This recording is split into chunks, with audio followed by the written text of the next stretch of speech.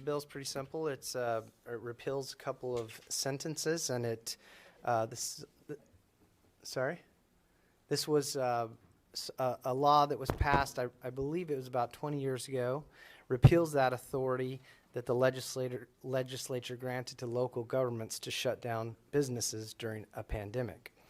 I'm grateful that today that all businesses are open, but sadly there was a time where many businesses were forced to close. But let's not forget that almost all businesses were allowed to stay open because they were deemed essential, where others were deemed non-essential and forced to close by arbitrary measures. There's been no correlation or no strong correlation made between businesses open and the spread of the virus. In fact, there have been situations where you've seen the opposite occur, where you have a state that's more open, lower cases, a state that's more closed, higher cases. So this bill will leave all existing statutes and laws in place for safely operating businesses. Businesses have shown that they can run a safe business. The cost of shutting everything down is a lot more than just people's livelihoods. The cost on mental health has been just as serious. There's been several peer-reviewed papers that showed that the lockdown led to an overwhelming amount of depression, anxiety, loneliness, and stress. But I want everyone to remember really the most important thing here. People can be as safe as they want to be.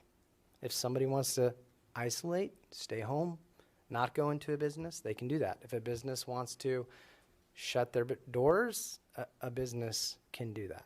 Tom Savage on behalf of the League of Arizona Cities and Towns.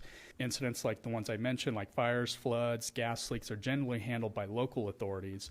If evacuations or temporary closures are warranted due to a gas leak, possible explosion, or risk of a flood, local authorities need to reserve the ability to react accordingly. If Senate Bill 1048 were to pass, business owners could choose to ignore the calls of law enforcement and continue normal business operations while subjecting themselves, their employees, and customers to imminent threats to their safety. The argument that local governments can't block people is completely false. That is a complete red herring. And it's actually, it's ridiculous. If you have an explosion, you have a fire, you have a flood in your business, you're not running your business. First of all. Second of all, for them to say they can't coordinate emergency things is false. They have complete access to all public areas, streets, roadways, highways, exits. They can block off whatever they want to.